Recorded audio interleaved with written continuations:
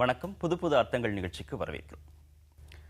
இன்றைய நிகழ்ச்சியில் கலந்து கொள்வதற்காக திமுகவை சேர்ந்த திரு அப்பாவு அவர்களும் அதிமுகவை சேர்ந்த திரு காசிநாத பாரதி அவர்களும் அரங்கத்திற்கு வந்திருக்காங்க. வணக்கம். அக்டோபர் 11ஆம் தேதி முதல் 15ஆம் தேதி வரை திருமுனை பிரச்சார கூட்டங்கள் நடத்தப்படும் அப்படின்னு மு.க. ஸ்டாலின் அறிவிச்சிருக்கிறார். ஏற்கனவே தேர்தல் பயண திட்டங்கள் தொடர்பாக அவர் பல்வேறு இடங்களுக்கு சென்று மக்கள் எல்லாம் சந்திச்சுட்டு வர்றாரு. இந்த அடிப்படையில் திருமுனை பிரச்சார கூட்டங்கள் அப்படின்னு சொல்லியிருக்கிறாங்க. எதன் அடிப்படையில் இந்த கூட்டங்களை நடத்துறாங்க திரு அப்பாவு? அதாவது தமிழ்நாட்டில் நடைபெறுகின்ற ஆட்சியை பற்றி நீங்கள் எல்லாம் பார்த்துருக்கீங்க. கிட்டத்தட்ட 4.5 ஆண்டு காலமாக ஒரு செயலிழந்த ஆட்சியாகவே நடைபெற்று கொண்டிருக்கின்றது. எந்த விதமான திட்டங்களும் தமிழகத்திற்கு வந்தபாடில்லை. அனைத்துமே 110 விதியில் என்று அறிவிக்கப்பட்டதுடன் முடிந்து விடுகிறதே தவிர எந்த திட்டங்களும் நிறைவேற்றப்படவில்லை. அதற்கு பல உதாரணங்களை சொல்லலாம். சில்லகல்லா நீர்மின் திட்டம் 2000 கோடி ரூபாய், 2000 மெகாவாட் 7000 கோடி ரூபாயில் செலவு செய்யப்படும் என்று சொன்னார்கள். அந்த திட்டத்திற்கான எந்த பூர்வாங்க பணிகளையும் செய்யவில்லை.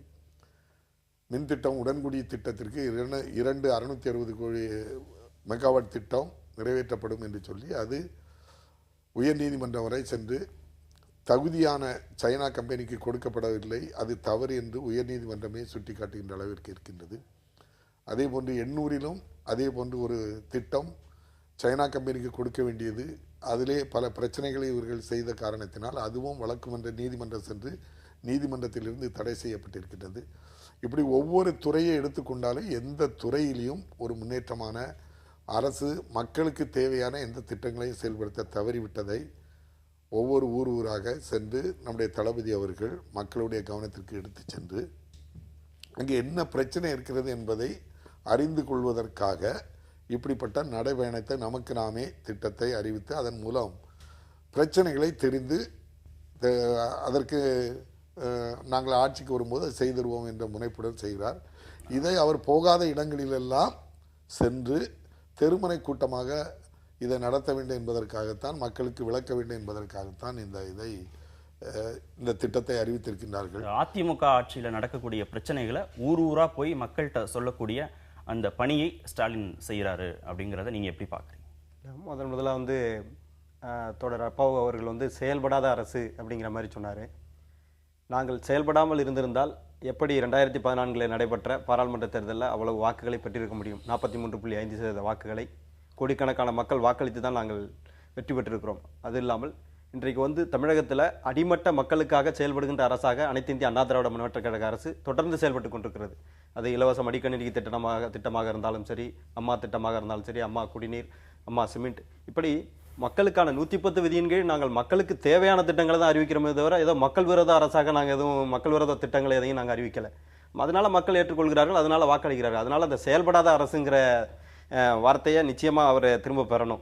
அதுதான் சரியாக இருக்கும். தமிழ்நாட்டு மக்கள் எங்களை அங்கீகரிக்கிறார்கள், நாங்கள் செயல்படுகின்றதுனால தான் அங்கீகரிக்கிறார்கள். தற்போது கூட சர்வதேச முதலீட்டாளர்கள் மாநாட்டில் 2,42,000 கோடியை இன்வெஸ்ட் பண்ணுறதுக்கு உலகளவிய நிறுவனங்கள் வருகின்றன என்றால் இங்கு அரசு செயல்படுவதால் தான் வருகிறார்களே தன்றி செயல்படாத அரசாக இருந்தால் நிச்சயமாக இன்னைக்கு பார்த்தீங்கன்னா மோடி அவர்கள் சர்வதேச அளவில் அவர் சென்று சுற்றுப்பயணங்கள் சென்று பெற்ற முதலீட்டை விட நாங்கள் அதிகமான முதலீட்டை பெற்றிருக்கிறோம் என்றால் சர்வதேச சமுதாயம் தமிழகத்தின் மீது, தமிழக அரசின் மீது நம்பிக்கை வைத்திருக்கிறதுங்கிற கருத்தை முதலாக பதிவு வைக்க விரும்புகிறேன்.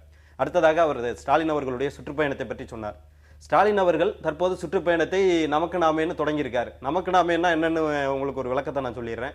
அவர் 63 வயது வரை இளைஞரணி செயலாளராக இருந்து கொடுக்குறார். இளைஞருங்கிறதுக்கே டெபினேஷன் என்னங்கிறது எனக்கு தெரியல. இல்லை, ஏன்னா ஒரு வயசு வரைக்கும் 14 வயசு நான் சொல்லிடுறேன் இல்ல 14 வயது வரைக்கும் குழந்தை, அதுக்கு பிறகு 14 19 21 வரைக்கும் அடலசென்ட், அதுக்கு பிறகு இளைஞருங்கிறத ஒரு 40 வயது வரைக்கும் வச்சுக்கலாம். ஆனா 63 வயது வரைக்கும் இருக்கிறாங்கன்னா அந்த இயக்கத்தில் இருக்கிற இளைஞர்களை இவர்கள் நம்பவில்லை, இளைஞர்களை அவமதிக்கிறார்கள்ங்கிற முதல் குற்றச்சாட்டை வைக்கிறேன். 63 வயசு வரைக்கும் அதை கேப்சர் பண்ணி வச்சிருக்கிறதுங்கிறதே தப்பானது. அதுல இளைஞர்களை அவங்க அவமானப்படுத்துறாங்கிற கருத்தை பதிவு வைக்க விரும்புறேன். அடுத்ததாக இன்றைக்கு எந்த அடிப்படையில இவர் பிரச்சாரத்துக்கு செல்கிறார்? இவர் முதலமைச்சர் வேட்பாளரா, இல்ல கட்சியில தலைவரா அறிவிக்கப்பட்டு விட்டாரா?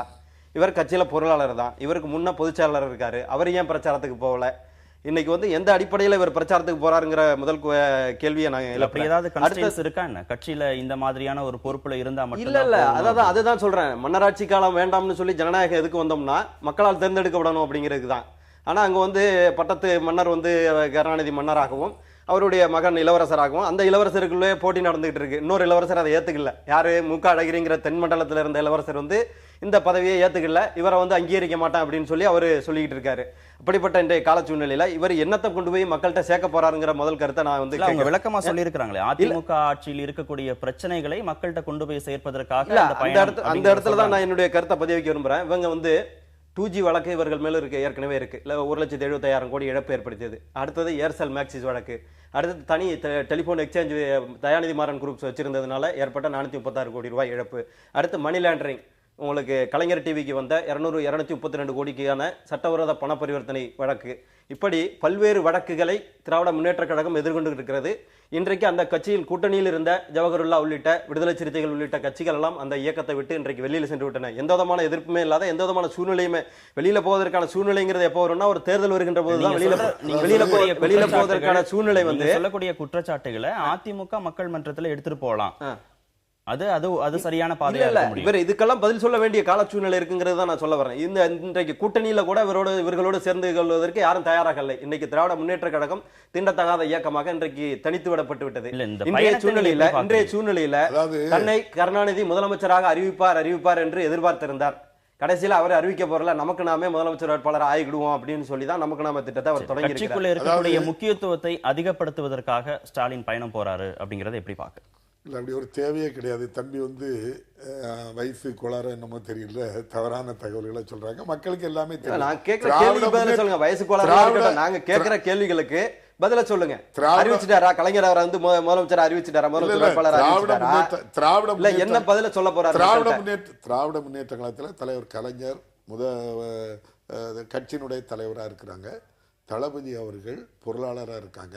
அவங்க தான் இயக்கத்தில் பாராளுமன்ற தேர்தலாக இருக்கட்டும் எல்லா தேர்தல்களிலும் தெருவாக சென்று வாக்காளர்களை சந்தித்து வாக்கு கேட்கின்ற பணி இன்று நேற்று பெரிய அளவுல கட்சிக்கு வெற்றி கிடைக்கலையே. நாடாளுமன்ற தேர்தலில் அவ்வளவு பயணங்கள் போய் எல்லா தொகுதிகளுக்கும் போகும்போது கூட ஸ்டாலின் பயணத்தால் ஏதாவது ஒரு மாற்றம் நடந்துருச்சு கட்சிக்கு அப்படின்னா அந்த பயணத்தால திருப்பியும் பயணம் போவது அப்படிங்கிறது ஒரு ஆரோக்கியமான விஷயமாக பார்க்கலாம். தேர்தல் கேம்பெயின்ல எல்லா அரசியல் கட்சிகளுமே சொன்னது தளபதி அவர்கள் தான் மிக சிறப்பாக அந்த தேர்தல் கேம்பெயின் செய்தார். மக்கள் எழுச்சியா இருந்தாங்க. கடைசி நேரத்தில் இந்தியாவில் வடகிழக்கு மாநிலம் தீவிரவாதம் உள்ள மாநிலம், அதே மாதிரி ஆந்திராவை எடுத்துக்கிட்டா நக்சலைட் உள்ள மாநிலம். இங்கெல்லாம் தேர்தலில் நடக்கக்கூடிய சமயத்தில் 144 தடை உத்தரவு போடாத தமிழ்நாட்டில் மட்டும் தடை உத்தரவு போட்டு தேர்தல் அதிகாரியோட கூட்டணி வைத்து வாக்குக்கு 200 ரூபாய் கொடுத்தது எல்லாருக்கும் தெரியும்.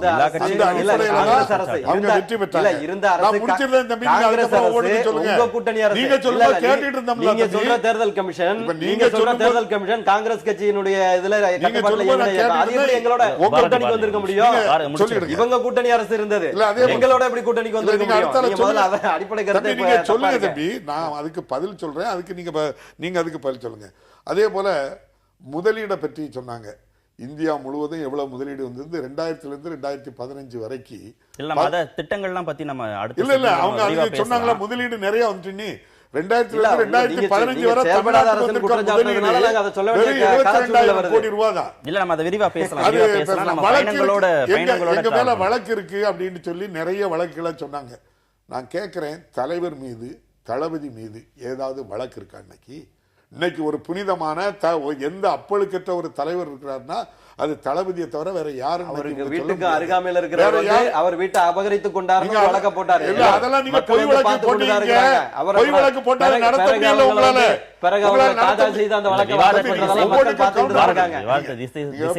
பொய் வழக்கு போட்டு அப்படி ஒரு வழக்கே கிடையாது. இந்த ஸ்டாலினுடைய பயணங்களால் கட்சிக்கு என்ன லாபம் அப்படின்னு என்ன? அதுவும் அவங்க சொன்னதுக்கு ஒரு பதில் தான். அதே போல அழகிரி விவகாரத்தை அவங்க நுள்ளி விடுதாங்க. அவர் எங்க கட்சியிலே கிடையாது, அதை பற்றி பேச வேண்டிய அவசியம் இல்லை தம்பிக்கு.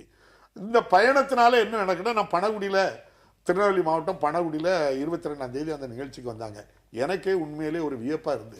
அங்க அவருடைய நோக்கம் என்ன அப்படின்னு சொன்னா, செங்கல் ஓடு மண்பாண்டம் செய்யக்கூடியவர்களுடைய பிரச்சனை என்னன்னு தெரிஞ்சுக்கிட்டக்காக வந்தாங்க. பல ஆயிரம் பேர் வந்தாங்க. அந்த தொழில் தொடங்க பல 100 பேர் வந்தாங்க. அவங்க சொன்ன ஒரே ஒரு கருத்தை சொல்லியிருந்தேன், 4.5 ஆண்டு காலமாக எங்களுக்கு மண் எடுக்கிறதற்கு அனுமதி தரவில்லை. மண் எடுக்கக்கூடிய அனுமதி ராமச்சந்திரன் என்பவர் ஒருவருக்கு வழங்கப்படுகிறது. ஒரு யூனிட் மணல் 82 மண் செங்கல் ஓடு உற்பத்தி பண்ணக்கு 82 ரூபாய் ராயல்டி கட்டி நாங்க இவ்வளவு நாளே எடுத்துக்கிட்டு இருந்தோம். இந்த 4.5 ஆண்டுகளாக ஒரு யூனிட் மண் எடுக்க வேண்டும் என்றால் ராமச்சந்திரன் என்பவர் சொல்லுகின்ற ஆளுக்கு 1000 ரூபாய் கொடுத்துதான் இந்த 4.5 ஆண்டு காலம் நாங்கள் பண்ணி கொண்டு இருக்கிறோம். ஆகவே நீங்கள் ஆட்சிக்கு வந்து இந்த முறையை மாற்றி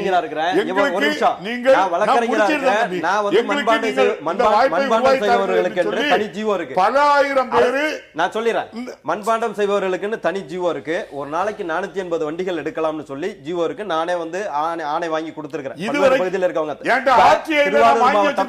திருவாரூர் மாவட்டத்தில் பொது ஜீவோ, அது வந்து தமிழ்நாடு முழுவதும் உள்ள மண்பானை செய்பவர்களுக்கான பயன்படுத்தவில்லை என்றால் என்ன வர சொல்லுங்க, நானே பயன்படுத்தி தர்றேன். ஸ்டாலின் பயணத்தால் அதிமுக அரசுக்கு எந்த பாதிப்பும் இல்லைன்னா மதுரைக்குள்ள நுழையக்கூடாதுன்னு ஏன் தீர்மானம் போடணும்? ஏன் நீங்க வந்து இந்த பகுதியில சட்டம் ஒழுங்கு பிரச்சனை இருக்கு, இங்க இட வசதி கிடையாது அப்படின்னா நீங்க சொல்லணும். அவர் பயணம் போகட்டும்னு நீங்க விட்டுறலாமே. இல்ல, சட்டம் ஒழுங்கு பிரச்சனைக்கு அவங்க சொல்ல வரல. அங்க இருக்கிற வந்து போக்குவரத்து நெரிசலுக்கு தான் சொல்லியிருந்தாங்களே தவிர சட்டம் ஒழுங்கு பிரச்சனை இல்ல. இவரை பார்த்து யாரும் பயப்பட வேண்டிய அவசியமும் கிடையாது. ஏன்னா இன்னைக்கு இவர் இந்த பிரச்சாரத்தை இன்னைக்கு 5 முறை இவருடைய தந்தையார் வந்து முதலமைச்சராக இருந்திருக்கிறார். இப்போதுதான் அவர் மண்பானை செய்பவர்களை பத்தி இப்பதான் ஆராய்ச்சி பண்ண ஆரம்பிச்சிருக்காரு. இவர் 63 வயதுல இளைஞரணி செயலாளர் இருந்திருக்காரு. ஏற்கனவே துணை முதல்வர் வேற இருந்திருக்காரு. அப்ப எல்லாம் இப்ப மண்பானை செய்பவர் மேல அவருக்கு பாசம் வரல. இப்பதான் தேர்தல் வருதுங்கிறதுக்காக அடிக்கப்படுகின்ற ஸ்டெண்டுங்கிறத மக்கள் நல்லா உணர்ந்திருக்கிறாங்க. திராவிட முன்னேற்ற கழகத்துக்காரர்களே உணர்ந்திருக்கிறார்கள். அங்க பாத்தீங்கன்னா அவங்களே சொல்லி கொடுத்து எந்த கேள்வியை சொல்றது, அந்த கேள்வியை சொல்றது. நான் கேட்கிறேன், இவ்வளவு இன்றைக்கு போராடுகின்ற நீங்கள் அன்றைக்கு ஈழத்துல லட்சக்கணக்கான மக்கள் இருந்த போது நீங்க ஏன் வந்து உங்க தந்தையார்ட்ட பதிவு செய்து உங்க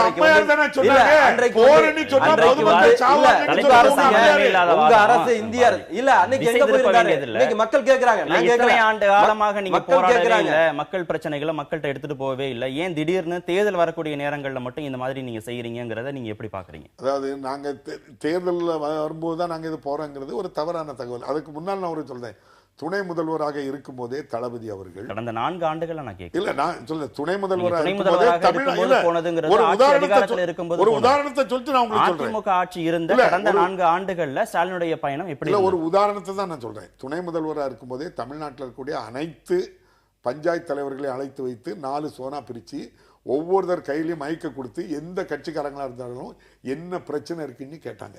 அதே போலதான் இன்னைக்கும் நம்முடைய இப்போ மகளிர் சுய உதவி குழுக்களாக இருக்கட்டும் எல்லாமே செயலிழந்து இருக்கு. அவங்ககிட்ட மைக்க கொடுத்து என்ன பிரச்சனைன்னு கேட்குறாரு. இதுதான் பேசணும், இன்னார் தான் பேசணும் இல்லை. ஒட்டு மொத்தமாக 1000 பேர் 5000 பேர் இருக்க இடத்துல உங்க குறைகளை சொல்லுங்க அப்படின்னு சொல்லி கேட்கறதுல என்ன தவறு இல்ல? தமிழகத்துல சட்டம் ஒழுங்கு பிரச்சனை இருக்கு, விலைவாசி பிரச்சனை இருக்கு, விவசாயிகள் பிரச்சனை இருக்கு, மின்வெட்டு பிரச்சனை இருக்கு. இதற்கெல்லாம் நாங்க வந்து தீர்வு தேடுறோம், மக்கள்கிட்ட அந்த பிரச்சனை எல்லாம் எடுத்துட்டு போறோம் அப்படிங்கறதான திமுகவுடைய நோக்கம். இதனால ஸ்டாலின் பயனுடைய நோக்கம். ஆனா வரக்கூடிய செய்திகள் அப்படிங்கிறது அவர் இந்த கலர்ல உடை அணிஞ்சிருக்கிறாரு, இந்த இடங்கள்ல போறாரு, இவரை சந்திக்கிறாரு அப்படிங்கிற மாதிரி ஒரு விளம்பர பாணியில இருக்கு அப்படிங்கறதான் எதிர்க்கட்சியுடைய குற்றச்சாட்டு. மக்கள் பிரச்சனைகள் மழுங்கடிக்கப்பட்டு இவருடைய பயணம் கொஞ்சம் தூக்கி பிடிக்கப்படுகிறது அப்படிங்கிற குற்றச்சாட்டு நீங்க எப்படி பாக்குறீங்க? அதாவது அவருடைய செயல்பாடுகள் அங்க வந்து ரொம்ப அதிகமாட்டு இருக்கு. மக்களை மிக அதிகமாக ஒவ்வொரு தடவை நாங்கள் கூட ஒரு நாளைக்கு பார்த்தாக்கி 5000 10,000 மனுக்கள் கொடுக்கப்படுது. அந்த மனுக்களுக்கெல்லாம் பதில் முறையாக போகப்படுது. அந்த மனுக்களில் என்ன இருக்குங்கிறத விஷயத்தை தெரிஞ்சு மக்கள்கிட்ட இவங்க சொல்லும்போது இது ரொம்ப எஃபெக்டிவாக இருக்கிறதுனால அதை திசை திருப்பதற்காக ஷூ போட்டிருக்காரு, ஷர்ட் போட்டிருக்காரு அப்படின்னு சொல்ல. நீங்கள் மதுரையில் மாநகராட்சி தீர்மானம் போட்டதோட மட்டும் இல்லாமல் நடைபயிற்சிக்கு காலையிலே தளபதி போவாங்க. அங்க ஒரு பூங்காவே மூடிட்டாங்க, அப்படி திறக்கவே இல்லை. இவர் வருவார். ஆளுங்கட்சியை சேர்ந்தவங்க தான் மக்களை சந்திக்க வரல. ஆளுங்கட்சியை சேர்ந்தவங்க தான் மக்களை சந்திக்க வரல, எதிர்கட்சிகளை சேர்ந்தவங்களாவது மக்களை சந்திக்க வர்றாங்க அப்படின்னு மக்கள் சந்தோஷமா இருக்கிறதா இதை பார்க்கலாம். அவருக்கு கிடைக்கக்கூடிய ஆதரவு அடிப்படையில் எடுத்துக்க முடியாது. ஆதரவு அடிப்படையில் அவங்க கட்சிக்காரங்களை கொண்டாச்சு கூட்டத்தை போடுறாங்க. அதை விடுங்க. 2001 to 2006 அனைத்து இந்திய அண்ணா திராவிட முன்னேற்ற கழக பேரில் இவர் எதிர்கட்சி தலைவராக இருந்தார். என்னைக்காவது வந்து சட்டமன்றத்துல வந்து மக்கள் பிரச்சனைகளை பத்தி பேசியிருக்காரா? காரிடார்ல நின்னு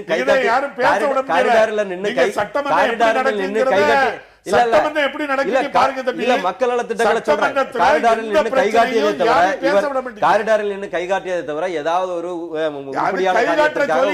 பிரச்சனைகளை பத்தி பேசி சட்டமன்றத்துல பேசினதா உங்களுக்கு ஏதாவது தெரிஞ்சிருக்கா? இல்ல, நான் கேட்கிறேன். திமுகல இருந்து திரு அப்பாவை அழைச்சு ஸ்டாலினோட பயணத்தை பத்தி பேசுறோம். ஆனா பாமக தரப்புல அன்புமணி பயணம் போறாரு, விஜயகாந்த் பயணம் போறாரு. எல்லாருமே இந்த ஆட்சியோட பிரச்சனைகளை மக்கள்கிட்ட கொண்டு போய் சேர்க்கிறாங்க. நீங்க அப்படி ஒரு கலெக்டிவா நீங்க பாருங்களேன். இப்ப அந்த ஆட்சி மேல இருக்கக்கூடிய அதிருப்திய பிரச்சனைகளை மக்கள்கிட்ட கொண்டு போய் சேர்ப்பதற்காக எதிர்கட்சிகள் பயணம் போறதை ஏன் நீங்க ஒரு கன்ஸ்ட்ரக்டிவா பார்க்க கூடாது? நீ குறைந்தபட்சம் ஆளுங்கட்சியை சேர்ந்தவங்களாவது போயிருக்கலாம்ல, மக்களுடைய பிரச்சனைகளை கேட்டிருக்கலாம்ல. எதிர்கட்சியாக இருக்கின்ற போது அவர்கள் மக்களை பற்றி சிந்திப்பதும், ஆளுங்கட்சி ஆகிற போது மக்களை மறந்து விடுவதும் திராவிட முன்னேற்ற கழகத்தினுடைய பாங்கு. அவங்க எப்பயுமே அப்படிதான் பயன்படுத்துவாங்கன்னு வச்சுக்கோங்களேன். ஆனா இங்க என்ன சொல்ல வேண்டியிருக்குன்னா, எதிர்க்கட்சியா இருக்கவங்க பேரணி போறது இது போறது வேற விஷயம். ஆனா நாங்க ஆளுங்கட்சியா இருக்கிறாங்க, மக்களுக்கு அடித்தட்டு மக்களுக்கு இன்னைக்கும் கூட வந்து செல்போன்கள் வந்து பயிற்றுனர்களுக்கு பயிற்றுனர்களுக்கு அறிவிச்சிருக்காங்க. இல்ல நாங்க ஆளுங்கட்சியா இருந்து, அதாவது 2 பேருக்குமே நோக்கம் வந்து வெற்றி இதை நோக்கிதான். நாங்க மக்களுக்கான நலத்திட்டங்களை திரும்ப திரும்ப எந்தெந்த அடிப்படையில எல்லாம் கொண்டு போய் சேர்க்க முடியுமோ அதைத்தையும் செய்து கொண்டிருக்கிறோம். அதனால வந்து நாங்க போய் மக்களை மக்களை நலத்திட்டங்கள் சென்று சந்திக்கின்றன. வெறும் நபராக அவர் சென்று சந்திக்கிறார். நாங்கள் நலத்திட்டங்களாக மக்களை சென்று சந்திக்கிறோம். எதிர்கட்சிகளுடைய குற்றச்சாட்டு ஆளுங்கட்சியை சேர்ந்தவர்கள் ஊடகங்களை சந்திக்கிறது கிடையாது, மக்களை சந்திக்கிறது கிடையாது, ஊடகத்துக்கு வந்துட்டு தான் இருக்கும். சொந்த கட்சிகளுடைய கொள்கை பரப்பு துணை செயலாளர், எங்களுடைய கொள்கை பரப்பு துணை செயலாளர் தொடர்ந்து பிரச்சாரத்தில் ஈடுபட்டு கொண்டிருக்கிறார். பல்வேறு பகுதிகளுக்கு சென்று கொண்டுதான் இருக்கிறார். சென்ற வாரம் கூட சென்னையில ஒரு திட்டம் நீங்க அறிவிச்சீங்க. அந்த திட்டம் என்ன நிலையில இருக்கு, எவ்வளவு நிதி ஒதுக்கப்பட்டிருக்கு காசிநாத பாரதியை கேட்டு தெரிஞ்சுக்க முடியாது. சாதனை விளக்க பொதுக்கூட்டங்கள் நடந்துகிட்டு தான் இருக்கு. சாதனை விளக்க பொதுக்கூட்டங்கள் நடந்துகிட்டு தான் இருக்கு. நீங்க அமைச்சர்கள் வந்து போலீஸ் பாதுகாப்பு ஒரு இடமும் நேற்றைக்கு முதல் நாள் வந்து மார்த்தாண்டத்துல மீட்டிங் நடந்திருக்கு. கொள்கை பரப்பு துணை செயலாளர் பேசிட்டு இருக்காரு. ஒவ்வொரு பகுதியிலும் சாதனை விளக்க பொதுக்கூட்டங்கள் டோர் பை டோர் எங்களுடைய சாதனை விளக்கங்களை வந்து நாங்க வந்து பேம்லெட்டாவே போட்டு வீடு வீடா சென்று கொடுத்து, அரசு நிர்வாகத்தில் இருக்கக்கூடியவர்கள் அந்த பொறுப்புல இருக்கக்கூடியவர்கள் ஊடகங்களையோ மக்களையோ எதிர்க்கட்சி தலைவர்களையோ சந்திக்கிறாங்களாங்கிறதான் கேள்வி. எதிர்க்கட்சி தலைவர்களை சந்திக்க வேண்டிய அவசியங்கள் கிடையாது. நல்ல நிர்வாகம் கொடுக்கிறதுக்கு யாரையும் மக்களை சந்திக்கிறோம் அப்படின்னா மக்களை சந்திக்கிறோம். திட்டங்களை கொடுத்து எதிர்க்கட்சி தலைவர்கள் அனுமதி கேட்கறாங்க, முதலமைச்சரை சந்திக்கணும் அப்படின்னு மக்களுக்கான திட்டங்களை கொடுத்துட்டு இருக்கிறோம். இல்ல எதிர்க்கட்சிகளா செயல்படலையா? முதலீட்டாளர் மாநாடு தமிழகத்துக்கு வருதுன்னா சொல்லி அது அதிமுக காரங்களுக்கு மட்டும் கிடையாது, தமிழ்நாட்டினுடைய ஒட்டுமொத்த மக்களுக்கு தான். ஆனா இவங்க என்ன சொல்றாங்க, அது சரிப்படாது, அது செயல்படாது, அது பயன்படாது அப்படின்னு சொல்லுகின்ற போது முதலீட்டாளருக்கு வருகின்ற வெளிநாட்டுக்காரர்கள் இவங்க என்ன எதிர்க்கட்சிகள் சரியா இல்லையா, அப்ப அங்க முதலீடு பண்ணலாமா வேண்டாமான்னு யோசிக்கின்ற சூழ்நிலை வரும்ல. இது வந்து எதிர்க்கட்சியாக இல்லாமல் இவர்கள் வந்து முதலீட்டாளர் மாநாட்டிற்கு எங்களோட ஒத்துழைப்பு இருந்தால் இன்னும் 3 லட்சம் கோடிகளை எங்களால முதலீடப்பட்டிருக்க முடியும். ஆனா இவங்க வந்து தவறான விமர்சனங்களை வைத்ததுனால வெளிநாட்டு முதலீட்டாளர்கள் வந்து யோசிக்கின்ற சூழ்நிலைக்கு தள்ளப்படுகின்றார்கள். அப்ப இவங்க வந்து ஆக்கப்பூர்வமா செயல்பட எதிர்க்கட்சிகள் தயாராக இல்லை. ஆக்கப்பூர்வமா செயல்படாத போது பேசுவதற்கு நல்ல நிர்வாகம் சி.வி. சங்கர் வந்து இந்த முயற்சியை முன்னெடுத்து முதலீடுகளை கொண்டு வரக்கு பண்ணாரு. அவரும் அவருடைய உதவியாளர் வேல்முருகன்கிறவரும் எல்லா நாடுகளையும் போய் சேர்ந்திருக்காங்க. என்னுடைய நண்பர் ஒருவர் சொன்னார், எங்கிட்ட வந்து சொன்ன வார்த்தை, அவங்க 5000 கோடி ரூபாய்க்கு நாங்க என்ன பண்றோம், மூலதனம் பண்ணதுன்னு எழுதி இல்ல கைது. பெரியாருக்கும் அண்ணாவுக்கும் பாரத ரத்னா வழங்கவில்லையே அப்படின்னு காந்தியின் பேரன் கோபாலகிருஷ்ண காந்தி வருத்தம் தெரிவிச்சிருக்கிறாரு. அவருடைய வருத்தத்தை நீங்க எப்படி பாக்குறீங்க? நிச்சயமாக அது வந்து மிகச்சரியான கருத்தை பதிய வச்சிருக்காரு. ஒன்று வந்து சமூக நீதி, பெண்ணுரிமை என்ற 2 தளங்களில் இருந்து தமிழகத்தில் அதற்கு ஆணிவராக செயல்பட்டவர் தந்தை பெரியார் அவர்கள். இன்றைக்கு புரட்சித் தலைவி அம்மா அவர்கள் 69% இடஒதுக்கீடை வழங்கி சமூக நீதி காத்த வீராங்கனை என்ற பட்டத்தை பெற்றிருக்கிறார்கள் என்றால் அது வந்து திராவிட இயக்கத்தினுடைய நீட்சியாக அதை பார்க்கிறோம். இன்றைக்கு அதே மாதிரி வந்து ஒரு பிற்படுத்தப்பட்ட சமுதாயத்திலிருந்து எந்த ஒரு பின்புலமும் இல்லாத சமுதாயத்திலிருந்து வந்து முதலமைச்சராக ஆக முடியும் என்பதை நிரூபித்தவர் அறிஞர் அண்ணா அவர்கள். தமிழகத்தினுடைய ஒட்டுமொத்த தேவையும் என்ன என்பதையும் தமிழ் மக்களுக்கு என்ன செய்ய வேண்டும் என்பதையும் 2 தலைவர்களுமே நிரூபித்துவிட்டு சென்றவர்கள். அவர்களுக்கு பாரத ரத்னா விருது நிச்சயமாக இதுவரை வழங்கி இருக்க வேண்டும். அது வழங்கப்படாததற்கு குற்றச்சாட்டை நான் சொல்லணும்னா திராவிட முன்னேற்ற கழகத்தை தான் சொல்ல முடியும். ஏன்னு கேட்டிங்கன்னா 10 ஆண்டுகள் 15 ஆண்டுகள் வந்து ஐக்கிய முற்போக்கு கூட்டணி அரசில், மத்திய அரசில் வந்து அனைத்து இந்திய அண்ணா திராவிட முன்னேற்ற கழகம் அங்கம் வகித்த காலத்தை விட மிக அதிகமாக ஏறக்குறைய 15 ஆண்டுகளுக்கு அவங்க தொடர்ந்து மத்திய அரசில் அங்கம் வகித்திருக்காங்க. இதற்கான கோரிக்கையை அவங்க தான் வைத்து வாங்கியிருக்க வேண்டும், பெற்றிருக்க வேண்டும். இது வந்து ஒன்றும் தவறாக பெறக்கூடிய கோரிக்கை கிடையாது. இது மிகச்சரியானது. இந்த இயக்கத்தை உருவாக்கிய முன்னோடி தலைவர்களுக்கு நாம் கொடுக்கின்ற மரியாதை. அதை செய்ய தவறியது திராவிட முன்னேற்ற கழகத்தினுடைய தவறு. நிறைய ஆண்டு அவங்க இருந்தாங்க அப்படிங்கிறதுனால அவங்களுக்கு தான் பொறுப்பு ஜாஸ்தி அப்படின்றீங்க. ஆமா, நிச்சயமாக. ஏன்னா மத்திய அரசில் நம்ம அங்க வகிக்கிறதே தமிழகத்தினுடைய உரிமையை கேட்டு பெறுவதற்காக தான் நம்ம அங்க வகிக்கிறோம். அது மாதிரி நம்ம பெறலைங்கிறது தான் என்னுடைய. கூடுதலாக நீங்க வந்து மத்திய அரசுல அங்கம் வகிச்சிருக்கீங்க, நிறைய ஆண்டுகள் பொறுப்புல இருந்திருக்கீங்க, அதனால உங்களுக்கு தான் பொறுப்பு அதிகம் அப்படிங்கிறார். தம்பி, சில அடிப்படைகளை தெரியாம பேசுறாங்கன்னு நினைக்கிறேன். 5 முறை ஆட்சியில் இருந்தால் தலைவர் கலைஞர்னா இப்போ 5, 6 ஆயிட்டாங்க. இந்த அம்மா மத்திய அரசை நான் சொல்றேன். மத்திய அரசுல திராவிட முன்னேற்ற கழகம் அங்க வைத்ததை சொல்றேன். அங்க மத்திய அரசுலயும் அவங்க இப்போ ஒரு மத்திய அரசோட ஒரு இணக்கமான மோடி வந்து பிரதம மந்திரியா இருந்து இல்ல நீங்க அரசிலே இருந்தீங்க. அதாவது முதல்வரை சந்திக்கின்ற ஒரு வாய்ப்பை பழகுறதுங்கிறது வேற. நீங்க மத்திய அரசிலே அங்க வகித்தீங்க. உங்களுக்கு 6 அமைச்சர்கள் 7 அமைச்சர்களை வச்சிருந்தீங்க. அன்னைக்கு நீங்க பெற்றிருக்கலாமே, செய்யலையேங்கிறத நான் சொல்றேன். அதுக்கான பதிலா நீங்க சொல்லுங்க. அதாவது நீங்க சொன்னதுக்கு தான் பதில் சொல்லணுங்கிறதுக்கு கிடையாது சட்டம். இவங்களுக்கு பெரியாருக்கும் அண்ணாவுக்கும் ஏன் கொடுக்கல அப்படிங்கிறது தான் கொடுத்துருக்கணும் அப்படிங்கிறத மகாத்மா காந்தியினுடைய பேரன் வந்து சொல்கிறாரு. சொல்கிறதுக்கு அவருக்கு தார்மீக உரிமை இருக்குது. காரணம், தமிழ்நாட்டில் ஜாதியை ஒழிப்பதற்காக பெரியார் என்ன பாடுபட்டார், அதனை தொடர்ந்து அண்ணா என்ன பாடுபட்டாருங்கிற அதனுடைய வலி அவருக்கு தெரியும். காரணம், இந்தியா முழுமையும் மகாத்மா காந்தி அவர்கள் சென்று ஜாதி மத பேதமில்லாத ஒரு ஆட்சி அமையணும், ஒரு அரசு வரணும், சுதந்திரத்துக்கு எவ்வளவு போராடினாரோ அதை விட மிக அதிகமான போராட்டம் அதுக்காக தான் அவர் போராட்டம். கோபாலகிருஷ்ண காந்தி மாதிரியே நீங்க 2 பேருமே வருத்தம் தான் அடைவீங்க அப்படின்னா அதனுடைய பயன் இல்லை. இது இங்க வந்து நீங்க 2 பேரும் வருத்தம் அடையணும் அப்படிங்கிறதுக்காக இது சொல்லப்பட்ட வார்த்தைகளாக எனக்கு இது தெரியல. கடந்த ஆண்டுகள்ல பொறுப்புல இருக்கிறவங்க செய்யலையேங்கிற ஒரு ஆதங்கத்துக்கு உங்களுடைய பொறுப்புல இருக்கிறதுல 2 விஷயத்த நீங்க பார்க்கணும்னு, இன்னொருக்கெல்லாம் கொடு அப்படின்னு சொல்லி எழுதி கொடுக்கிற மாதிரி, இந்த பட்டங்கள் கொடுக்கிற மாதிரி அதை நம்ம சொல்ல வேண்டியது இல்லை. உங்க கட்சியுடைய தலைவர் கருணாநிதிக்கு பாரத ரத்னா கொடுக்கணும்னு தாமரை செல்வன் எம்பியால நாடாளுமன்றத்தில் கோரிக்கை எழுப்பப்படும், அங்க வேண்டுகோள் விடுக்கப்படும் அப்படின்னா ஏன் அண்ணாவுக்கும் பெரியாருக்கும் கொடுங்க அப்படிங்கிற கோரிக்கையை முன் வச்சிருக்க முடியாதுங்கிற ஒரு கேள்வி எழத்தானே செய்யுது. பல சந்தர்ப்பங்கள்ல நம்ம அதை முயற்சி பண்ணியிருக்கோம். அதுக்கு நம்ம வேண்டிய பல உதாரணங்கள் எல்லாம் நம்ம சொல்லலாம், நம்ம கேட்டிருக்கோம். தலைவர் நம்ம வந்து இவங்க 2 பேருக்கும் கொடுக்கக்கூடாதுங்கிற எண்ணங்கள்லாம் கிடையாது. எங்களை பொறுத்தளவில் இப்போது நாங்கள் கோரிக்கை எப்போதும் தலைவர் கலைஞர் வச்சுக்கிட்டு தான் இருக்காரு. பெரியாரும் அண்ணாவையும் அவர் மதிக்கிறதை விட வேற யாரும் மதிக்க இந்த இந்திய நாட்டில் வேற யாரும் அதுக்கு தகுதியானவங்களும் கிடையாது. அப்படிப்பட்ட அண்ணாவையும் மறந்து ரொம்ப காலம் ஆயிடுச்சு. அதுக்கு சொல்றேன், நீங்க திட்டம் போயிட்டு இருக்காரு, அதற்கு ஒரு லோகோ வெளியிட்டு இருக்காங்க, இலச்சினைன்னு சொல்லுவாங்க, லட்சணைன்னு சொல்லுவாங்கல்ல, லோகோ வெளியிட்டு இருக்காரு. அதுல பெரியாருடைய படமும் கிடையாது, அண்ணாவுடைய படமும் கிடையாது. இன்னும் ஒருபடி மேல சொல்வதா இருந்தா அவருடைய தந்தையார் கருணாநிதியினுடைய படமும் அதுல கிடையாது. ஒன்லி அவர் படத்தை மட்டும்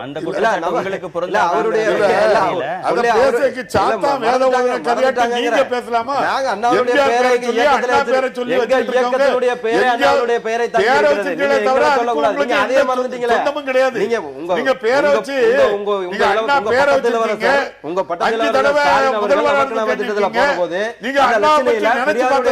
அண்ணாவுடைய படமும் இல்லை. சரி, அவருடைய தந்தையாருடைய படமாவது இருக்குமான்னு பாத்தீங்கன்னா மன்னரையும் மறந்துட்டாரு இளவரசர். தான் தான் மன்னர் ஆயிட்டோங்கிற மாதிரி அதை ரொம்ப விரிவா அடுத்ததுல பேசலாம் திரு அப்பாவு. இல்ல நான் வந்து திரு அப்பாவிட்ட கேள்வி கேட்டேன். திமுக நாடாளுமன்ற எம்பி வந்து நாடாளுமன்றத்துல குரல் எழுப்புறாரு திமுக தலைவர் கருணாநிதிக்கு பாரத ரத்னா வேணும்னு, நீங்க ஏன் அண்ணாவுக்கும் பெரியாருக்கும் கேட்கலன்னு அதுக்கு அவர் பதில் சொன்னார். குறைந்தபட்சம் அவர் கடிதம் எழுதியிருக்கிறார். திமுக தலைவர் கருணாநிதி மத்திய அரசுக்கு கடிதமும் எழுதியிருக்கிறார். ஆனா அதிமுக தரப்புல இருந்து அதிமுக அரசு சார்பாக என்ன நடவடிக்கை எடுக்கப்பட்டது இவங்க 2 பேருக்கும் பாரத ரத்னா வேணும் அப்படிங்கிறதுக்காக? நிச்சயமா இனிமே வருங்காலத்துல முன்வழிவாங்க. மத்திய அரசுல வந்து அதிமுக அதிக காலம் இருந்ததே கிடையாது. அதிமுக அரசு வந்து மத்தியில இருந்திருந்துச்சுன்னா, அதிமுகவுடைய கூட்டணி அரசு இருந்துச்சுன்னா நிச்சயமா நாங்க பரிந்துரை செஞ்சிருப்போம். இது வரைக்கும் இல்ல. அவங்க 15 ஆண்டுகள் இருந்தவங்க மறந்துட்டு இப்ப எங்க மேல பேசுறாங்க. அது வேற விஷயம் இதுன்னு வச்சுக்கங்களேன். நிச்சயமாக அதற்கான இது தொடரும். இனிமே நீங்க செய்வீங்க தொடரும். தம்பி வந்து சமூக நீதிக்கெல்லாம் நாங்க தான் ஒட்டுமொத்த குத்தகைன்னு பேசுறாங்க.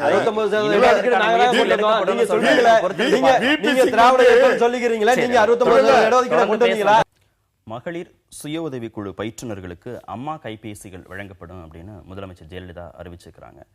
எப்படி பாக்குறீங்க இந்த திட்டத்தை? அதாவது அடிமட்டத்து மக்களுக்காக தொடர்ந்து செயல்பட்டு வருகின்ற அனைத்து இந்திய அண்ணா திராவிட முன்னேற்ற கழக அரசினுடைய அடுத்த ஒரு படி பார்த்தீங்கன்னா, அம்மா உணவகம் கொண்டு வந்தாங்க. அது வந்து அண்ணா உணவகங்கிற பேரில் ஆந்திராவில் சந்திரபாபு நாயுடு அவர்கள் அங்கே அறிமுகப்படுத்தினார். சுவிட்சர்லாந்து நாட்டிலேருந்து வேறு நாட்டிலேருந்து வந்து பார்த்துட்டு போனாங்க. அது மாதிரி வந்து மடிக்கணினி திட்டங்கள் புரட்சித் தலைவி அம்மா அவர்கள் தமிழகத்தில் இந்திய உலக அளவிலே சொல்லலாம் முதலாக கொண்டு வரப்பட்ட திட்டம் வந்து மடிக்கணினி, விலையில்லா மடிக்கணினி திட்டம். இன்னைக்கு உயர்நீதிமன்றத்தில் வழக்கறிஞராக இருக்கிற என்னால் கூட கிராமத்திலேருந்து வந்த நான் தான், என்னால் இன்னைக்கு வரைக்கும் வாங்க முடியல. ஆனால் 10வது 11வது 12வது படிக்கின்ற மாணவர்கள் பெறுகிறார்கள் என்றால் உலகத்தையே அவங்க கைக்குள்ளே கொண்டு வராங்க. உலக அளவில் அவங்களுடைய கல்வியியல் ரீதியாக அவர்கள் தங்களை பெருக்கிக் கொள்ள முடிகிறது. அது ஒரு எதிர்கால நோக்கத்தை முன்னோக்கிய திட்டம். இதை வந்து உத்தரப்பிரதேசத்தினுடைய முதலமைச்சராக இருக்கக்கூடிய அகிலேஷ் யாதவ், நான் வந்து புரட்சித் தலைவி அம்மா அவர்கள் அறிமுகப்படுத்திய அந்த திட்டத்தை படி அங்கே உத்தரப்பிரதேச மாநிலத்தில் செயல்படுத்த போகிறேன்னு சொன்னார். அது மாதிரி வந்து அதற்கு அடுத்த படிநிலையாக இன்றைக்கி வந்து பார்த்திங்கன்னா தமிழகத்தில் 6.8 லட்சம் மகளிர் சுயஉதவி குழுக்கள் செயல்பட்டு கொண்டிருக்கின்றன. 92 லட்சம் உறுப்பினர்கள் இருக்கிறார்கள். இதில் வந்து 20,000 பேர் பயிற்றுனராக இருக்கிறாங்க. அதற்கு வந்து சிறப்பு மென்பொருள் தமிழில், ஏன்னா எல்லாருமே வந்து ஆங்கிலம் தெரிந்தவர்களாக இருப்பாங்கன்னு சொல்ல முடியாது. அதனால் வந்து இதற்கு ஒரு சிறப்பு மென்பொருளை உருவாக்கி அதன் மூலமாக அம்மா கைபேசி திட்டத்தை கொண்டு வந்து 20,000 பயிற்றுனர்களுக்கும் 15 கோடி ரூபாயில் கைபேசிகள் கொடுக்க போகிறோம்னு சொல்லியிருக்கிறது மிக சிறப்பான திட்டம். ஏன்னா இது வந்து அவங்களுடைய உறுப்பினர்களை தொடர்பு கொள்வதற்கும் லெட்ஜரை மெயின்டைன் பண்ணுறதுக்கும் அது சம்பந்தமான வசூல்கள் அது நிகழ்ச்சிகளை நடத்துறதுக்கு மிகச்சிறப்பான திட்டம். இது எங்களுடைய அடுத்தடுத்து வந்து மக்களை பற்றியே சிந்தித்துக் கொண்டிருக்கிறோங்கிறதுக்கு இது ஒரு உதாரணம்னு சொல்லுவாங்க. தமிழக அரசு தொடங்கி இருக்கக்கூடிய திட்டங்களுக்கு மற்ற மாநிலங்களில் கூட வரவேற்பு இருக்கு, உலகளாவிய அளவுக்கு கூட வரவேற்பு இருக்கு அப்படிங்கிறத நீங்க எப்படி பாக்குறீங்க? அவங்க அந்த ஒன்றே தான் சொல்லுவாங்க, இந்த சுய உதவி குழுக்கள் எப்படி வந்துங்கிற வரலாறே தம்பியும் தெரிஞ்சுக்கணும். பங்களாதேஷில் முகமது யூனஸ்ங்கிறவர் ஒரு கடையில் போய் ஆப்பிள் வாங்க போனார். ஒரு பெண்மணி வித்துக்கிட்டு இருந்தா. அந்த பெண்மணியை எங்கேயோ பார்த்தமா இருக்கேன்னு, ஏமா நான் உன்னைய பார்த்துருக்கேனே இதுக்கு முன்னாலுங்க. ஆமாம், காலையிலே தர்மம் கேட்டேன் உங்ககிட்ட அப்படின்னா. அப்போ ஏமா நீ தர்மம் எடுத்தா, நீ இப்படிப்பட்ட இப்போ தொழில் பண்ணுறவா அப்படிங்கும்போது ஒரு 300 ரூபா இருந்தால் ஆப்பிள் வாங்கி வியாபாரம் பண்ணுவேன். அதுக்கு என்கிட்ட வசதி இல்லாதனால தான் நான் அந்த உங்கள்கிட்ட காலையிலே தர்மம் எடுத்தேன். என் கணவன் உடல்நிலை சரியில்லாமல் இருக்கான்னார். அதை அவர் ஒரு பெரிய ப்ராஜெக்ட் ஆக்கி ஐநாவுக்கு கொண்டு சென்று உலக நாடுகள்லாம் அதை ஏற்றுக்கொள்ளும் போது இந்தியாவில் முதல்ல அறிமுகப்படுத்தும் போது 1989 தருமபுரியில் தலைவர் கலைஞர் முதல்ல சுய உதவி குழுவை ஆரம்பித்தார்கள். அதன் பின்பு தான் 91 இந்த அம்மா சுய உதவி குழு வந்து அம்மா காலத்துல தொடங்கப்பட்டது. அது அதுல வந்து 91 இல்ல சுய உதவி குழுக்கள் மகளிர் சுய உதவி மகளிர் சுய உதவி குழுக்கள் தவறான கருத்தை நீங்க பதிவு 91ல தான நீங்க இருந்தீங்க. 89 குழுக்கள்ங்கிறது அம்மா அவர்கள் காலத்துல 1990 உருவாக்கப்பட்டது. அதை எப்படி நீங்க வந்து முன்ன கொண்டு போறீங்க? இல்லையே, வரலாறே தெரியாம நீங்க சுய உதவி குழுன்னு பேர் வச்சீங்களா? நீங்க சுய உதவி குழுன்னு பேர் வச்சதே புரட்சி தலைவர் அம்மா. 89 தர்மபுரியில ஆரம்பிச்சு அதனுடைய தொடர்ச்சியாட்டு தளபதி அவர்கள் நாங்க 2006 2011 இருந்து 9 லட்சம் சுய உதவி குழுக்களை ஆரம்பிச்சு பல பேர்களுக்கு பல ஆயிரம் கோடி ரூபாய், கிட்டத்தட்ட ஆண்டுக்கு 500 கோடி ரூபாய் அவங்களுக்கு என்ன கொடுத்தோம்? மானியம் கொடுத்தோம். நம்ம கடன் பெற்று கொடுத்தோம். தொழில் முதலீடு பண்ணோம். ஒரு சுய உதவிக்குழு ஆரம்பிக்கணும்னா நீங்கள் நினைச்ச உடனே ஆரம்பிச்சிட முடியாது. ஒரு 20 பேரை உருவாக்கி அதை ரேட்டிங் பண்ணணும். அதுக்கு மகளிர் சுய உதவி குழுக்களுக்கு ஒரு பிஓ உண்டு. ப்ராஜெக்ட் பிஓ மகளிர் சுய உதவி குழுக்கு ஒரு மாவட்ட அளவில் ஒரு அதிகாரி இந்த திட்டம் அவங்களுக்கு பயனடையும் அப்படிங்கிறது. இந்த திட்டம் எதுக்கு ஆரம்பிச்சிருக்காங்க தானே, 4.5 ஆண்டு காலமாக இவங்க தேர்தல் அறிக்கையில் சொல்லும்போது 10 லட்சம் ரூபா ஒரு குழுக்களுக்கும் கடன் வழங்கப்படும், 2.5 லட்சம் ரூபா மானியம் வழங்கப்படும். 4.5 ஆண்டு காலமாக ஏற்கனவே சிறப்பாக நடந்துகிட்டு இருந்த 2011 வரை நடந்துகிட்டு இருந்த நம்முடைய தளபதி அவர்கள் சூழல் நிதியெல்லாம் கொடுத்து சிறப்பாக வைத்திருந்ததை இதுவரை கிடப்பில போட்டு நீங்க தவறான கருத்தை பதிவிடுறீங்க. இல்ல கைவினை பொருட்களுக்கு பல்வேறு திட்டங்களை கொண்டு வந்து இல்ல கைவினை பொருட்களுக்கு பல்வேறு திட்டங்களை கொண்டு வந்து லட்சக்கணக்கான ரூபாய் நிதியை ஒதுக்கியிருக்கிறோம். இல்ல நீங்க எப்படி தவறான கருத்தை நீங்க பதிவிடுறீங்க? கிடப்பில கடந்துச்சு நீங்க எப்படி சொல்ல முடியும்? கிடப்பில கடந்துச்சுன்னு எப்படி செயல்படாதுன்னு சொல்லுங்க. கிடப்பில கடந்துச்சுன்னு எப்படி நீங்க சொல்ல முடியும்? நீங்க தவறா நீங்க தவறான கருத்தை பதிவிடுறீங்களா? நாங்க முடிச்சதுக்கு அப்புறம் செயல்படவே இல்லன்னா எப்படிங்க சொல்லுங்க? கைவினை பொருட்களுக்கு தனியா கொண்டு வந்து நாங்க கைவினை பொருட்கள் பொங்கல் அவர் சொல்ற குற்றச்சாட்டு சேலை வேட்டிகள் கூட வந்து மகளிர் சுய உதவி. என்னோட கேள்வியை நீங்க உள்வாங்கி, அவர் சொல்ற குற்றச்சாட்டு என்னன்னா மகளிர் சுய உதவி குழுக்களுக்கு 10 லட்சம் ரூபாய் கடன் வழங்கப்படும், அதுல 25% மானியம் வழங்கப்படும். அந்த திட்டம் செயல்படுத்தப்படல, இதுவரைக்கும் செயல்படுத்தப்படல. நான் இதை முடிச்சிருந்தேன். அதுக்கப்புறம் தம்பி பதில் சொல்லிட்டு அதுக்கு இப்ப கொடுத்துருக்கேன் 20,000 பேருக்கு கொடுக்காங்க அப்படிங்கிறது. இது ஏற்கனவே 2 மாசத்துக்கு முன்னாலே அங்கேயே ஆட்களை செலக்ட் பண்ணியாச்சு.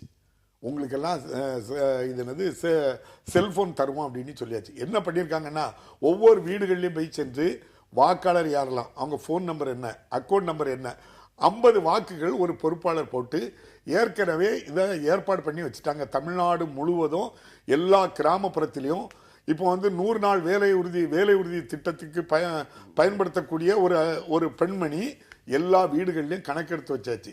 இவங்களை மேற்பார்வையிடறதுக்கு இப்போ சூப்பர்வைஸ் பண்ணக்கு மகளிர் சுய உதவி குழுக்கள் மூலம் ஒரு பெண்மணிக்கு செல்போன் கொடுத்து வருகின்ற சட்டமன்ற தேர்தலில் இவர்கள் மூலமாக பணம் கொடுத்து அக்கவுண்ட்லேயே பணம் போட்டு அவர்கள் மூலமாக தேர்தலில் வெற்றி பெறலாங்கிறதுக்காகத்தான் இந்த செல்போனை தவிர அப்படி இல்ல. கற்பனை திறனை காட்டுது. இல்ல வாங்க கிராமத்துல காட்டி தரேன்.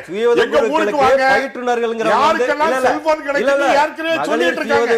எங்களுக்கு செல்போன் தர போறாங்க. 15 ஆண்டுகளாக செயல்பட்டு கொண்டிருக்கக்கூடிய ஒரு 2 மாசத்துக்கு முன்னாலே கணக்கெடுத்தாச்சு. அதுல 20,000 பேர்ங்கறவங்க 15 ஆண்டுகளா செயல்பட்டு இருக்கவங்க. நாங்க அந்த பயிற்றுனர்களை மாற்ற முடியாது. நல்லா தெரிஞ்ச விஷயம். பயிற்றுனர்களை வந்து நீங்க நினைக்கிற மாதிரி இவர் சொல்ற மாதிரி எல்லாம் கற்பனையின் அடிப்படையில எல்லாம் மாற்ற முடியாது. ஏற்கனவே பயிற்றுனரா இருக்கவங்க தான் அதை வந்து பாத்தீங்கன்னா ஒரு 15 சுய உதவி குழுக்களை 10 சுய உதவி குழுக்களை அவங்க நிர்வகிக்கிறவங்களா இருப்பாங்க. அதை வந்து நாங்க போய் மாத்த முடியாது. மாத்தினாலும் ஏத்துக்க மாட்டாங்க. இப்ப பயணம் போய் விவசாய பெண்களை, மகளிர் சுயோதவி குழுக்கள் எல்லாம் பாக்குறாங்க. அவருக்கு ஆதரவு கிடைக்கிறது அவங்க மத்தியில. அந்த விஷயத்தை திசை திருப்புவதற்காக இப்போது இந்த அறிவிப்பு வெளியிடப்பட்டிருக்கிறது அப்படிங்கறத நீங்க எப்படி பாக்குறீங்க? அப்படியெல்லாம் கிடையாது. இவருக்கு ஆதரவு கிடைக்குதுங்கிறதே நான் முதல்ல ஏத்துக்கல. திராவிட முன்னேற்ற கழகத்துல அவர் தலைவராகலாமா ஆகக்கூடாதாங்கிற ஒரு டிபேட் பல ஆண்டுகளா போயிட்டு இருந்துச்சு. அதை வந்து அவர் நிரப்புறதுக்காக ஒரு வேலையை அவர் செஞ்சுட்டு இருக்காரு. அவ்வளவுதானே தவிர நமக்கு நம்ம திட்டத்துல அதனால வந்து அது எந்த விதத்திலும் எங்களுக்கு பாதிப்பு ஏற்படுத்தாது. அதுக்கு மகளிர் சுய குழுக்களுக்கு எந்த சம்பந்தமும் கிடையாது. அடுத்து பயிற்றுனர்கள் ஒவ்வொரு தாலுகாவுல 4 இடத்துல 5 பயிற்றுனர்கள் ஒரு தாலுகாவுக்கு வருவாங்கன்னு வச்சுங்களேன். அவங்க வந்து ஒரு 10 குழுக்களை 15 குழுக்களை நிர்வகிக்கிறவங்களா இருப்பாங்க. ஏற்கனவே நிர்வகிக்கிறவங்க தான் இருப்பாங்க. அவங்களை நீக்கி விட்டு நம்ம புதுசா போட முடியாது. அப்படி இருந்தாலும் அவங்க மக்கள் சுயதொழில் குழுவினுடைய இருக்கிற உறுப்பினர்கள் ஏற்றுக்கொள்ள மாட்டார்கள். ஏன்னா அவங்களுக்கு வந்து அவங்களே கொஞ்சம் எஜுகேட்டடா உள்ளவங்க. அதை வந்து டீல் பண்ற அந்த வரவு செலவுகளை வந்து டீல் பண்றவங்களா இருக்கிறவங்க தான் பண்ண முடியும். அதுல இருக்கிற சிச்சுவேஷனை வந்து டேக்கிள் பண்றவங்களா தான் இருக்க முடியும். நாங்க புதுசா ஒருத்தங்களை போட்டு அவங்களுக்கு பணம் இல்ல. ஒரு நேரலை ஊடகத்துல வந்து தவறான கருத்தை நீங்க பதிவு வைக்காதீங்க. பணம் கொடுக்கறாங்க, இது கொடுக்கறாங்க. சமூக நல வாரியத்தை சமூக நலத்துறையினுடைய மானிய கோரிக்கை முடிஞ்சு போச்சு. சமூக நல மானிய கோரிக்கையில சுய உதவி குழுக்களுக்காக நாங்க மானியமாக 500 கோடி ரூபாய் கொடுத்தோம்னோ இல்ல கடனாக ஏற்பாடு பண்ணுதுன்னு சொல்லி அந்த மானிய கோரிக்கையில எதையுமே சொல்லல. சுய உதவி குழுக்களுக்கு கேட்டீங்களா அல்லது கடனாக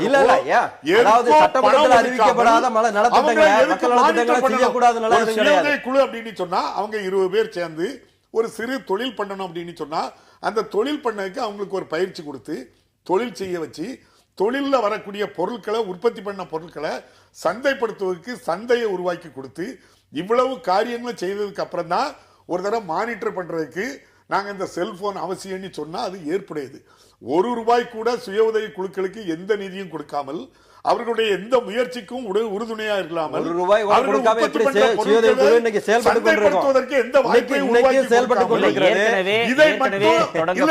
இதை மட்டும் 110 விதியில 15 கோடி ரூபாய் செலவுல 20,000 பேருக்கு ஒரு செல்போன் 7,500 ரூபாய் வீதம் 20,000 பேருக்கு கொடுக்கிறோம் அப்படின்னு சொன்னா 20,000 பேரும் ஏற்கனவே தேர்ந்தெடுக்கப்பட்டவர்கள். அதிமுக கழகத்துக்கு தேர்தலில் வாக்களிக்க பணம் பட்டுவாடா பண்ண வாக்காளர்களுக்கு நீங்க திராவிட முன்னேற்ற கழக அரசுல நீங்க செயல்படுத்திக்கிறீங்களா? இல்ல அதே கேள்வியை என்னால கேட்க முடியாது. திராவிட முன்னேற்ற கழக அரசுல நீங்க அப்ப குழு வந்து நீங்க பணம் கொடுக்கறது ஏற்கனவே தொடங்கப்பட்ட அம்மா உணவகம், அம்மா உப்பு, அம்மா மருந்து கடை போன்று இதுவும் ஒரு மக்கள் நலன் சார்ந்த திட்டம் தான். இதை தேவையில்லாம எதிர்கட்சிகள் குற்றம் சுமத்துறாங்க அப்படிங்கறத நீங்க எப்படி பாக்குறீங்க? நீங்க நல்ல சுய உதவி குழு பெண்களுக்கு நன்றாக தெரியும். கடந்த 4.5 ஆண்டு காலமாக எந்த வங்கியிலும் கடன் கொடுக்கல, சுழல் நிதி கொடுக்கல, அவங்களுக்கு கடன் பெற்று கொடுக்கல. இவங்க சொன்னபடி 25% 2.5 லட்சம் ரூபாய் ஒவ்வொரு குழுக்களுக்கும் நாங்க என்ன கொடுப்போம், மானியம் கொடுப்போம். நாங்க அது கொடுக்கல. எதுவுமே 4.5 ஆண்டு காலம் இல்லாம அந்த சுய உதவி குழுக்களே ஒட்டு மொத்தமா கொலாப்ஸ் ஆகி போச்சு.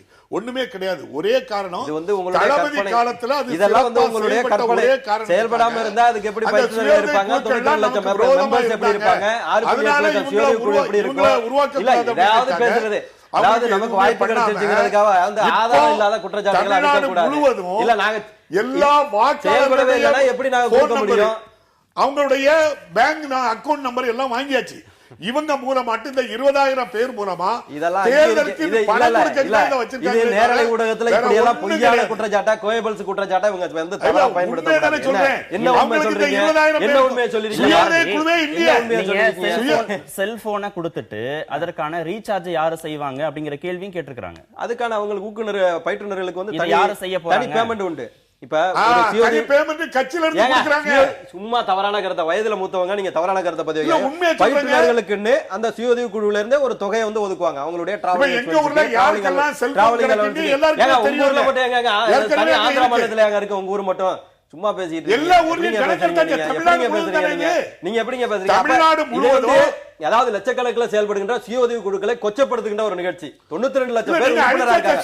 அந்த 92 லட்சம் பேருடைய தன்மானத்திற்கு இழுக்கு ஏற்படுத்துகின்ற விதத்துல அவர் பேசிட்டு 92 லட்சம் உறுப்பினர்கள் உங்க இதுல வந்து உங்களுக்கு செயல்பட்டாங்களா? உங்களுக்கு பணம் வாங்கி கொடுத்த ஏஜெண்டா இருந்தாங்களா? அப்படி இருந்தா அந்த மக்களை அவமானப்படுத்துகிற நிகழ்ச்சியை ஏற்கனவே அறிவிச்ச திட்டங்களுக்கு கோடிக்கணக்கான ரூபாய் நிதி ஒதுக்கப்படாம அந்த திட்டங்கள்லாம் இன்னும் கிடப்பல கிடக்கு. இப்ப புதிய விதமாக திட்டங்கள் அறிவிக்கிறது மூலமாக மீதம் இருக்கக்கூடிய எந்த திட்டம் கிடப்பல கிடக்குன்னு சொல்லுங்க.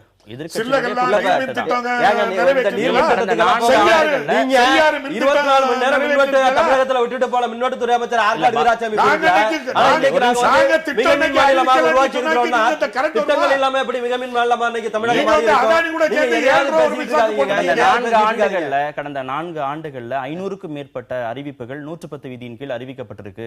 இதற்கு கோடிக்கணக்கான ரூபாய்க்கு நிதி தேவைப்படுகிறது. ஆனா ரொம்ப குறைவாக தான் நிதி இருக்கு. மீதம் இருக்கிற காலகட்டங்கள்ல மடிக்கணினி திட்டம் இன்னைக்கு வந்ததுல இருந்து நாங்க கிட்டத்தட்ட 30,000 இன்னும் எத்தனை மாதங்கள் அதிமுக பேருந்து ஓட்டுநர்கள் நடத்துனர்களை நியமிச்சிருக்கோம். எத்தனை மாதங்கள்ல அதிமுக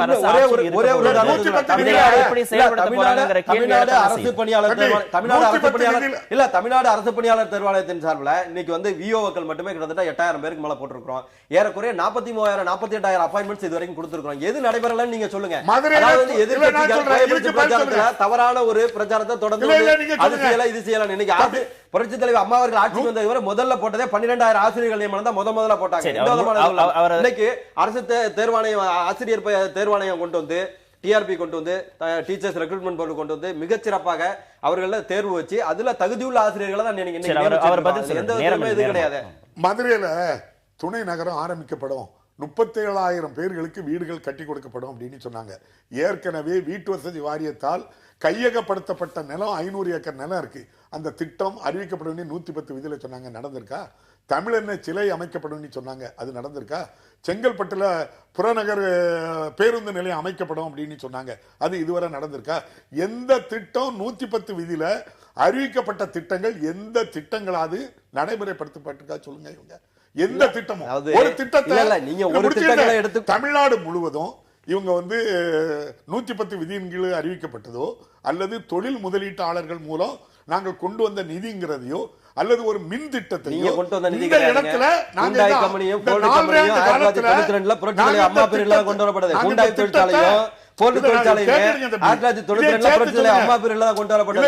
இவர்களுடைய காலத்துல மின்சாரம் இல்லாதனால ஜெயின் கோப்பை நிறுவனம் எல்லாம் தமிழகத்திலிருந்து கேட்டு சொல்லுங்க. இதே மாதிரி இந்த திட்டங்கள் தமிழெண்ணெய் சிலை, அதே மாதிரி துணை நகரம், பஸ் ஸ்டாண்டு, பேருந்து, அதே போல மின் திட்டங்கள், தொழில் முதலீட்டாளர்கள் கொண்டு வந்த அந்த திட்டம் எதையாவது இந்த ஊர்ல ஆரம்பிச்சிருக்கேன்னு சொல்லுங்க. 2001 to 2006 சொல்லுங்க. தமிழகத்தில் அனைத்து முன்னேற்ற கழக அரசு போற போது மிக மின் மாநிலமாக தமிழகத்தை வைத்து விட்டு சென்றது 2001 இருந்து 2005. கரண்டே இல்லாம எப்படிங்க தொழில் தொடங்க முடியும்? இருங்க பேசுற போது நீங்க பேசிட்டு இருந்தீங்க. இன்றைக்கு 2006 இருந்து 2011 வரைக்கும் இருந்த இவங்களுடைய அரசுல 6 மணி நேரமாக இருந்த மின்வெட்ட 10 ஆக்கி 14 ஆக்கி 15 ஆக்கி கடைசி அந்த அரசு கவிழ்றதுக்கே முக்கிய காரணம் மின்வெட்டுத்துறை அமைச்சர் ஆர்காட்டாருங்கிற மாதிரி மின்சாரமே இல்லாமல் கொண்டு விட்டு சென்றதை 2011 புரட்சி தலைவர் அம்மா அவர்கள் ஆட்சிக்கு வந்த பிறகு வல்லூர் மின் திட்டத்தையும் வடசென்னை மின் திட்டத்தையும் மே மாதம் ஆட்சிக்கு வந்தாங்க. நவம்பர் மாதத்துல போர்க்கால அடிப்படையில் கடந்த 4 ஆண்டுகள்ல அதிமுக அரசால புதிதாக தொடங்கப்பட்ட மின் திட்டங்கள் எது? இவங்க தொடங்கின மின் திட்டங்கள் நாங்க செயல்படுத்தி இருக்கிறோமே. அது இல்லன்னா மின்சாரம் எப்படி வந்து 14 மணி நேரம் உடன்குடிய விடுங்க. சீனா நிறுவனம் பெல்லுக்கு கொடுக்கப்பட்ட இது வந்து அவங்க 3 ஆண்டுகளாக பணி தொடங்கல. அதனால வந்து அவங்க வழக்கு போட்டாங்க. இதெல்லாம் வேறங்க. நீங்க வந்து மீதம் இருக்கிற இத்தனை மாதங்களுக்குள்ள இப்ப நடந்துட்டு இருக்கிற இந்த கூட்டத்தொடர்ல அறிவிச்ச திட்டங்களுக்கு கோடிக்கணக்கான ரூபாய் நிதி தேவைப்படுமே. இத்தனை மாதங்களுக்குள்ள இந்த திட்டங்களை எப்படி செயல்படுத்த போறாங்க அப்படிங்கிற கேள்விக்கு உங்களுடைய பதில் ரொம்ப சுருக்கம். 2016 மக்கள் நல திட்டங்களின் நாங்கள் பயன்படுத்தியதனால மக்களுக்கு செயல்படுத்தியதனால 2016 நாங்க தான் வரப்போறோம். அதனால நாங்க we will tackle the situation. அதுக்கான இது பார்வையோட இப்ப நீங்க எதையும் செய்ய முடியாது. ஆனா தமிழின மக்களுக்காக எதையும் செய்யாம தன் மக்களுக்காக மட்டுமே செயல்பட்ட கருணாநிதி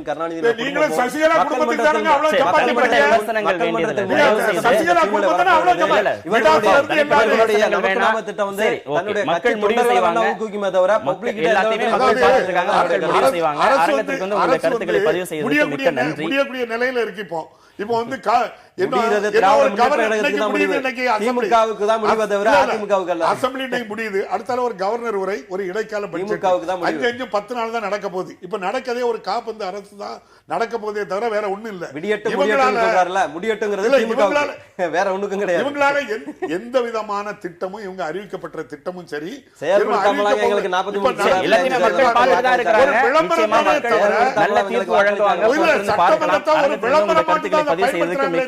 43 நிகழ்ச்சியில் சந்திக்கலாம். நன்றி, வணக்கம்.